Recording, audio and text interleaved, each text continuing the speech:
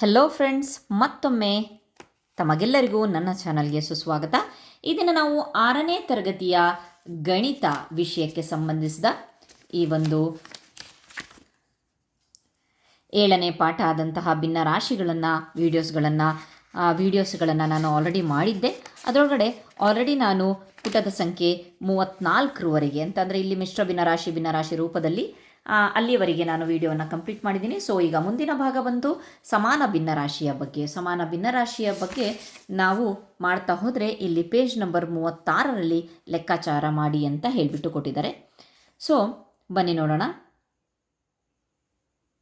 3 ರೋಟಿಗಳನ್ನು 4 ಮಕ್ಕಳಿಗೆ ಸಮವಾಗಿ ಹಂಚಿದೆ. ಚಿತ್ರದಲ್ಲಿ ರೋಟಿಗಳನ್ನು ಹಂಚಿರುವುದನ್ನು ತೋರಿಸಿ ಮತ್ತು ಪ್ರತಿ ಮಗು ಪಡೆಯುವ ರೋಟಿಯ ಭಾಗ ಎಷ್ಟು ಎಂಬುದನ್ನು ಭಿನ್ನರಾಶಿಯಲ್ಲಿ ಬರೆಯಿರಿ. ಅಲ್ಲದೆ ಇದನ್ನು ಭಾಗಾಕಾರ ಕ್ರಿಯೆ, ಸಂಕಲನ ಕ್ರಿಯೆ ಮತ್ತು ಗುಣಾಕಾರದ ಕ್ರಿಯೆಗಳಲ್ಲಿ ಬರೆಯಿರಿ. ಸೊ ಇಲ್ಲಿ ನೀವು ನೋಡ್ಬೋದು 3 ರೋಟಿಗಳಿದ್ದಾವೆ. ರೋಟಿ ಅಂತ ಅಂದರೆ ರೊಟ್ಟಿಗಳು. ಓಕೆ, ರೋಟಿಗಳಿದೆ. 4 ಮಕ್ಕಳಿಗೆ ಸಮಾನವಾಗಿ ಹಂಚಬೇಕಂತೆ. ಇಲ್ಲಿ ಮಕ್ಕಳು ಚಿತ್ರಗಳ ಮೂಲಕ ತೋರಿಸಿದರೆ 4 ಮಕ್ಕಳು 3 ರೋಟಿ ಇದೆ. ಪ್ರತಿ ಮಗು ಪಡೆಯುವ ರೋಟಿಯ ಭಾಗ ಇಲ್ಲಿ ನೀವು ನೋಡಬಹುದು 4ನೇ 3. ಸೊ ಭಾಗಾಕಾರ ಕ್ರಿಯೆಯಲ್ಲಿ ಹೇಳಬೇಕು ಅಂತ ಅಂದರೆ ಇಲ್ಲಿ 3 ರೋಟಿ 4ನೇ 3, 3ಕ್ಕೆ 3 ಹೋದಾಗ ಸೊ 4 ಉಳಿಯುತ್ತೆ. ಸಂಕಲನದ ಕ್ರಿಯೆಯಲ್ಲಿ ನೋಡಿದಾಗ 4ನೇ 3 ಪ್ಲಸ್ 4ನೇ 3 ಪ್ಲಸ್ 4ನೇ 3 ಪ್ಲಸ್ 4ನೇ 3, ಸೊ 4 ಮಕ್ಕಳಿಗೆ.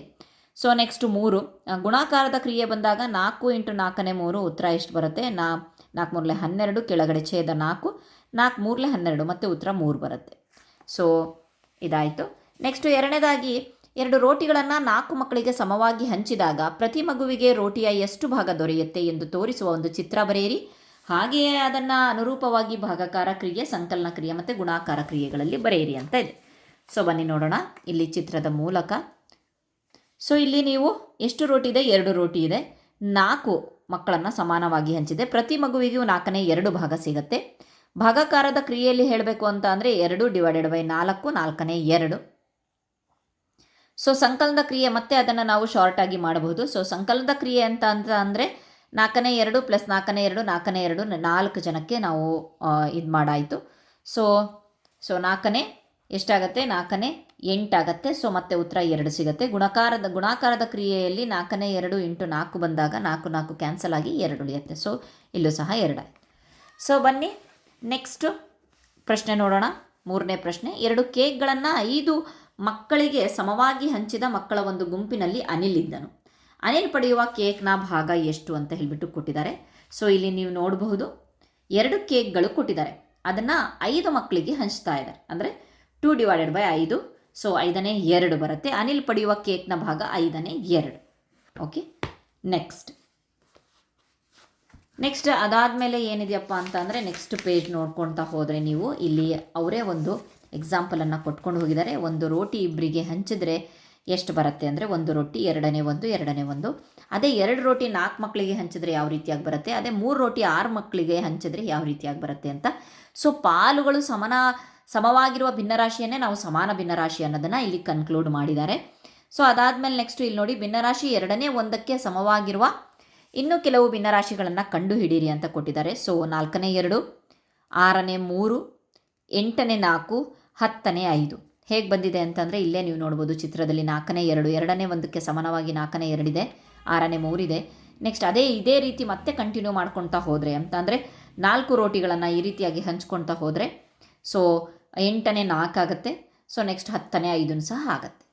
ಸೊ ನೆಕ್ಸ್ಟ್ ಅದೇ ರೀತಿ ಇಲ್ಲಿ ಕೊಟ್ಟಿದ್ದಾರೆ. 2 ರೋಟಿಗಳನ್ನು 3 ಮಕ್ಕಳಿಗೆ ಹಂಚಿದ್ರೆ 3ನೇ 2. ಅದೇ 4 ರೋಟಿಗಳನ್ನು 6 ಮಕ್ಕಳಿಗೆ ಹಂಚಿದ್ರೆ 6ನೇ 4. ಸೊ 6 ರೋಟಿಗಳನ್ನು 9 ಮಕ್ಕಳಿಗೆ ಸಮವಾಗಿ ಹಂಚಿದ್ರೆ 9ನೇ 6. ಸೊ ನೋಡ್ಬೋದು ಚಿತ್ರದ ಮೂಲಕ ಬಹಳ ಈಸಿ ಇದೆ ಕಾನ್ಸೆಪ್ಟು. ಆಮೇಲೆ ಬಹಳಷ್ಟು ಅನ್ವಯಿಕವಾಗಿದೆ. ಇಷ್ಟು ದಿನ ನಾವು ಲಾಸ್ಟ್ ಇಯರು ಸ್ಪೆಷಲಿ ನಾನು ಕೂಡ ಲಾಸ್ಟ್ ಇಯರೆಲ್ಲ ನಾವು ಸಮಾನ ಭಿನ್ನರಾಶಿ ಅಂತಂದರೆ ಡೈರೆಕ್ಟ್ ಮೆಥಡಲ್ಲಿ ಹೇಳ್ಕೊಡ್ತಾ ಇದ್ವಿ. ಇದು ತುಂಬ ಇಷ್ಟ ಆಯಿತು ನನಗೆ ಈ ಮೆಥಡು. ಸೊ ಯಾವ ರೀತಿಯಾಗಿ ಸಮಾನ ಭಿನ್ನರಾಶಿ ಬರುತ್ತೆ ಅನ್ನೋದು ಇಲ್ಲಿ ಕ್ಲಿಯರಾಗಿ ನಾವು ಮಕ್ಕಳಿಗೆ ಎಕ್ಸ್ಪ್ಲೇನ್ ಮಾಡಬಹುದು. ಸೊ ನೆಕ್ಸ್ಟ್ ಬರೋಣ. ಲೆಕ್ಕಾಚಾರ ಮಾಡಿ ಬಿಟ್ಟಿರುವ ಸಂಖ್ಯೆಗಳನ್ನು ಕಂಡುಹಿಡಿಯಿರಿ. 5 ಲೋಟ ಹಣ್ಣಿನ ರಸವನ್ನು 4 ಸ್ನೇಹಿತರಿಗೆ ಸಮವಾಗಿ ಹಂಚಿದ್ರೆ 10 ಲೋಟಗಳ ಹಣ್ಣಿನ ರಸವನ್ನು 8 ಸ್ನೇಹಿತರಿಗೆ ಸಮವಾಗಿ ಹಂಚಿರುವುದು ಒಂದೇ ಆಗಿದೆ. ಅಂದರೆ ಇಲ್ಲಿ ಸಂಬಂಧ ಇದೆ ನೋಡಿ. 4ನೇ 5, 4 2 8, 5 2 10. ಓಕೆ, ಕೆಳಗಡೆ ಛೇದವನ್ನು ಸಹ ಅದೇ ಸಂಖ್ಯೆಯಿಂದ ಗುಣಿಸಬೇಕು ಮತ್ತು ಅಂಶವನ್ನು ಸಹ ಅದೇ ಸಂಖ್ಯೆಯಿಂದ ಗುಣಿಸಬೇಕು ಅಂತ ಕೊಟ್ಟಿದ್ದಾರೆ. ಸೊ ಹಿಂದಿನ ಚಿತ್ರಗಳನ್ನ ಕರೆಕ್ಟಾಗಿ ಅರ್ಥ ಮಾಡಿಸಿದ್ರೆ ಇದು ಬಹಳ ಈಸಿಯಾಗಿ ಬರುತ್ತೆ. 4 kg ಆಲೂಗಡ್ಡೆಯನ್ನು 3 ಚೀಲಗಳಿಗೆ ಸಮವಾಗಿ ವಿಭಾಗಿಸುವುದು ಅಂದರೆ 3ನೇ 4. ಅದೇ 12 kg ಆಲೂಗಡ್ಡೆಯನ್ನು 9ನೇ 12. 7 ರೋಟಿಗಳನ್ನು 5 ಮಕ್ಕಳಿಗೆ ಹಂಚಿರುವುದು 14 ರೋಟಿಗಳನ್ನು 10 ಮಕ್ಕಳಿಗೆ ಹಂಚಿರುವುದು ಒಂದೇ ಆಗಿದೆ. ಹೇಗೆ ಅಂತ ಅಂದರೆ 5ನೇ 7, 5 2 10, 7 2 14.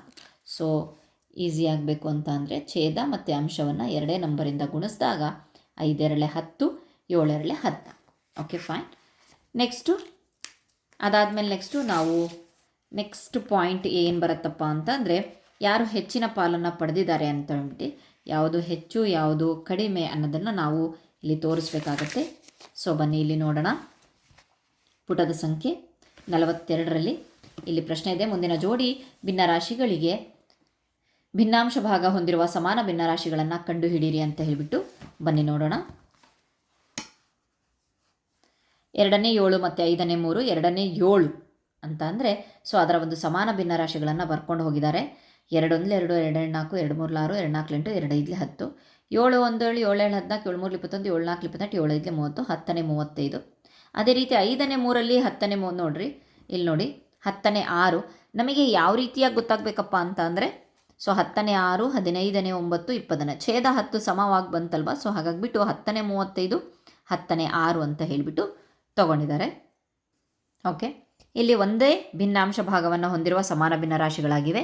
ನೆಕ್ಸ್ಟ್ ಕ್ವಶನ್ 3ನೇ 8 ಮತ್ತು 6ನೇ 5 ಇದೆ. ಸೊ ಇದನ್ನು ಸಹ ನಾವು ಹಾಗೆ ಡೈರೆಕ್ಟಾಗಿ ಮಾಡಬಹುದು 2 ವಿಧಾನದಲ್ಲಿ. ಈ ರೀತಿಯಾಗಿ ನಾವು ಮಗಿ ಬರ್ಕೊಂಡು ಮತ್ತೆ ಫುಲ್ಲು ಎಲ್ಲಿ ಅದು ಭಿನ್ನಾಂಶ ಸೇಮ್ ಬರುತ್ತೆ ಅಂತ ಹೇಳ್ಬಿಟ್ಟು ಚೆಕ್ ಮಾಡೋದು. ಇಲ್ಲಿ ಡೈರೆಕ್ಟಾಗಿ ಹೇಗೆ ಮಾಡೋದಪ್ಪ ಅಂತಂದರೆ ಇಲ್ಲ 6 ಇದೆಯಲ್ವಾ. ಸೊ 3ನೇ 8ಅನ್ನು 3 2 6 ಕೆಳಗೆ ಛೇದ ಸಮ ಆಗಬೇಕು ಅಂತಂದರೆ 3 2 6 ಅಂತಂದರೆ 6ನೇ 16. ಆಲ್ರೆಡಿ 6 ಇದೆ. ಸೊ ಹಾಗಾಗಿಬಿಟ್ಟು ಇದ್ರದ್ದು ಕಂಡುಹಿಡಿಯೋ ಅವಶ್ಯಕತೆ ಇಲ್ಲ. 6ನೇ 5 ಸೇಮ್ ಭಿನ್ನಾಂಶ. ನೆಕ್ಸ್ಟ್ 3ನೇ ಕ್ವಶನ್ 4ನೇ 3 ಮತ್ತು 5ನೇ 3 ಇದೆ. ಸೊ 5ನೇ 3, 4ನೇ 3 ಇದೆ. ಸೊ ಹಾಗಾಗಿಬಿಟ್ಟು ನಾವೇನು ಮಾಡ್ತೀವಪ್ಪ ಅಂತ ಅಂದರೆ ಸೊ ಇದರ ಛೇದವನ್ನು ಇದರಿಂದ ಗುಣಿಸ್ತೀವಿ, ಇದರ ಛೇದವನ್ನು ಇದರನ್ನು ಗುಣಿಸ್ತೀವಿ. ಯಾಕೆ ಅಂತಂದರೆ ಛೇದ ಸಮ ಮಾಡಬೇಕು, ಭಿನ್ನಾಂಶ ಸೇಮ್ ಆಗಬೇಕಲ್ವ. ಹಾಗಾಗಿಬಿಟ್ಟು ಇಲ್ಲಿ 5ಅನ್ನು ಗುಣಿಸಿದ್ದಾರೆ, 5ಅನ್ನು ಅಂಶ ಮತ್ತು ಛೇದದಿಂದ ಗುಣಿಸಿದ್ದಾರೆ. 3 5 15, 4 5 20. ನೆಕ್ಸ್ಟ್ ಇದನ್ನ ಈ ಛೇದದಿಂದ ಗುಣಿಸ್ತೀವಿ. ಸೊ 5 4 20, 3 4 12. ಈಗ ಛೇದ ಸಮವಾಗಿದೆ. 20ನೇ 15, 20ನೇ 12. ಓಕೆ, ಇದೇ ರೀತಿ ಮುಂದಿನ ಪ್ರಶ್ನೆಗಳನ್ನು ಸಹ ನೀವು ಮಾಡಬಹುದು.